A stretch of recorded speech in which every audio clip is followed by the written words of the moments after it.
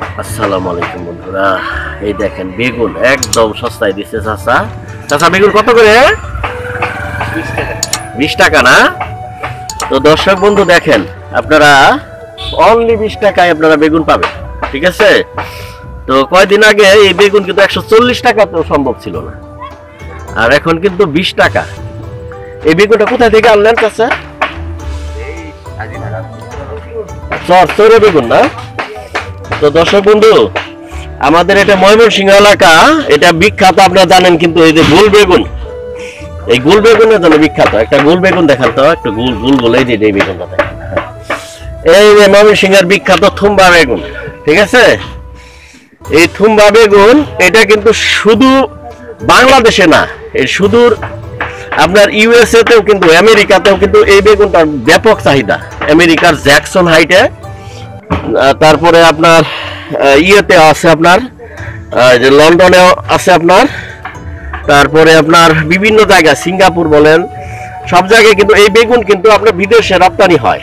অপ্রচলিত কৃষিজাত পণ্য হিসেবে এই বেগুন কিন্তু বিশ্বের যেসব দেশে বাংলা ভাষাভাষী লোকজন আছেন, সব জায়গায় কিন্তু এই বেগুন কিন্তু রপ্তানি হয়।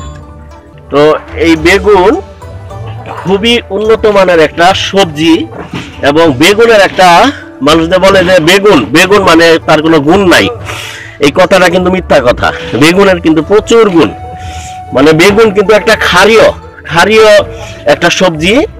তো বেগুন যদি আপনারা খান নিয়মিত, তাহলে কিন্তু আপনাদের যে শরীরের ভিতরে যে টক্সিন থাকে, ক্ষতিকর যে টক্সিন, এই টক্সিন বের করে দেওয়ার জন্য কিন্তু এই বেগুন কিন্তু উৎকৃষ্ট একটা সবজি, ঠিক আছে? মানে বেগুন কিন্তু আপনার ক্ষার, ঠিক আছে? মানে এই ক্ষারটা আপনার মানুষের পেটে যে মানে যত ধরনের ক্ষতিকর টক্সিন আছে, এই টক্সিনটা কিন্তু সে বের করে নিয়ে আসে। তো আপনারা বেশি বেশি বেগুন খাবেন। আর এখন বেগুন মনে করলেন, এই যে মাটির চুলায় একটা করে বেগুনের এইভাবে একটু ছিদ্র করে নেবেন, ছিদ্র করে নিয়ে চুলার মধ্যে দিয়ে দিবেন। দেওয়ার পরে এটা কিন্তু সুন্দর একটা মানে একটা ভর্তা করা যায়, ঠিক আছে? তো আমার মনে হয় বুঝে গেছেন যারা বাঙালি জনগোষ্ঠী আছেন, যে এই বেগুনটা কত উন্নত মানের একটা সবজি। এই জন্যই মাঝে মাঝে কিন্তু 150 টাকা কেজি লেগে যায়, ঠিক আছে? তো লাগবেই তো, কারণ এটা একটা উপকারী একটা সবজি। তো আমি ঘুরতে পছন্দ করি, খোলা চোখে আমার যেটাই চোখে পড়ে সেটা আমি দেখানোর চেষ্টা করি আপনাদেরকে। আর আমি আলতু ফালতু কোনো ভিডিও নির্মাণ করি না, যে ভিডিওটা আসলেই কোনো তথ্যবহুল, ইনফরমেটিভ, সেই ভিডিওটাই আমি নির্মাণ করি। তো তারই ধারাবাহিকতায় আমি এই বাজারে মানে সবগুলো সবজি করেছি। তো এখন আমি ওই ক্যাটাগরি ওয়াইজ আপনার ভিডিওগুলি করতেছি। যে বেগুন সেদিন কপি নিয়ে করেছি, তো এরপরে আমি ফুলকপি নিয়ে করবো। আরও ফুলকপি এখন নামা শুরু করছে, তো বাঁধাকপি নিয়ে করার ইচ্ছা আছে। তারপরে এই হাটে কিন্তু দর্শক বন্ধু আপনার গোলাপি কপি পাওয়া যায়, হলুদ কপি পাওয়া যায়। তো এই হাটটা কিন্তু আমি এই যে এখান থেকে আপনাদেরকে একটু ভিউটা দেখাই। এই হাটটা কিন্তু এই যে এখান থেকে মুড়টা নিয়েছে, মুড়ের পরে কিন্তু মেন রোড থেকে শুরু করে আধা কিলোমিটার রাস্তা মনে হবে না, আধা কিলোমিটারের অল্প একটু কম রাস্তা। এই দুই পাশে শুধু সবজি আর সবজি। তো আমি এখন চলে আসছি, এখন শুক্রবার, মানে আজকে শুক্রবার, জুমার নামাজের পরে সবাই কিন্তু এখন বাসায় চলে গেছে, যার কারণে এই রাস্তাটা ফাঁকা। তো এই রাস্তাটা ফাঁকা দেখালে কেমন দেখা যায়, এই জিনিসটা আমি আপনাদেরকে একটু দেখাই। এই রাস্তায় কিন্তু আপনার বুধবার এবং রবিবারে আপনারা কিন্তু পা ফেলানোর জায়গা পাবেন না, মানে এত ক্রাউডি এই রুটটা।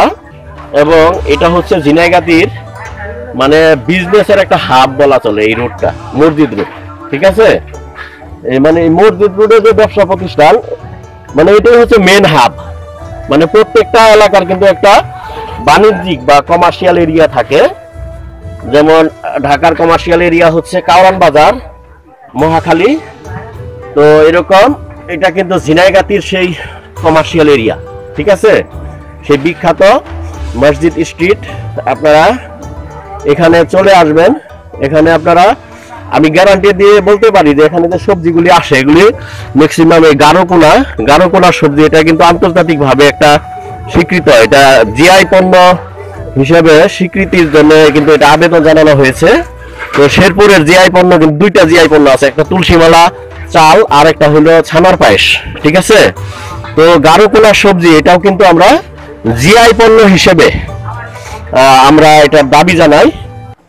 তো কোনো এক সময় হয়তোবা আমাদের গারোকোনা সবজি সারা বিশ্বে সমাদৃত হবে। তো আপনারা কিন্তু এই বগুড়া মহাস্থানগড়ের সবজির কথা জানেন, রংপুরের সবজির কথা জানেন, কিন্তু আমাদের শেরপুরের গারোকোনাতে যে সবজিটা হয় এটা কিন্তু প্রচারণার অভাবে এই সবজিটা কিন্তু আসলে অবহেলিত থেকে যায়। এখানে প্রচুর পরিমাণে আমি গারোকোনা একবারে কৃষক পর্যায়ে কিন্তু আপনাদেরকে ভিডিওতে দেখিয়েছি যে আপনার একবার দেখালাম একটা কাঁকরোল 10 টাকা কেজিতে কাঁকরোল বিক্রি করে। এই কাঁকরোলটা ঢাকা পর্যন্ত যাইতে যেতে 70 টাকা হয়ে যায়। বিভিন্ন ভাবে এখানে চাঁদাবাজি হয়। তো চাঁদাবাজিটা এটা কিন্তু রোধ করা যাবে, এটা সরকারি ভাবে আপনার ট্যাক্স কর্মকর্তা যারা আছেন তারা কিন্তু ওই চাঁদাবাজদেরকে উঠিয়ে দিয়ে তারা কিন্তু ট্যাক্সটা বসায় সুন্দরভাবে কিন্তু আপনার এই সবজিটাকে মানে কৃষকের কাছ থেকে ধরুন 10 টাকায় কিনে যদি 20 টাকা সেল করা যায় তারপরে কিন্তু এটা রিজনেবল একটা প্রাইস থাকে। মানে অবৈধ চাঁদাবাজদের হাতে কিন্তু এগুলি দেওয়া যাবে না, ঠিক আছে। কোনো এক সময় দেখা গেছে যে এই যে চাচা 20 টাকায় কেজিতে সবজি বিক্রি করতেছে এখানে ঝিনাগাতিতে বসে, এখান থেকে হয়তো বা 20 টাকা কেজি নিয়ে ঢাকাতে সেটা 100 টাকা কেজিতে বিক্রি করবে। এটা মানে চাঁদাবাজ সিন্ডিকেটটা কিন্তু একসময় করতো, তো এখন কিন্তু এটা করার কোনো সুযোগ নেই। তো থ্যাংক ইউ ফর ওয়াচিং। পরবর্তীতে আপনাদের জন্য এই ধরনের আরো একটি ইনফরমেটিভ ভিডিও নিয়ে আমি হাজির হয়ে যাচ্ছি। ততক্ষণ পর্যন্ত আপনারা সবাই ভালো থাকেন, সুস্থ থাকেন। আল্লাহ হাফেজ।